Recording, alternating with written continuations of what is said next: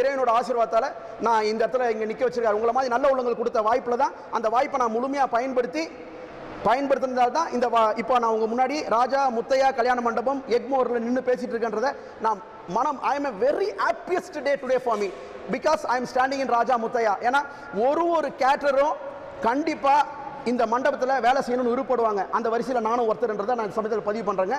சரி, okay, let's come to the subject. வாங்க மெனுக்கு போகலாம். Please come. ஓகே, இப்போ வந்து நம்ம ஈவினிங் டிஃபனுக்கு போயிடுறோம்.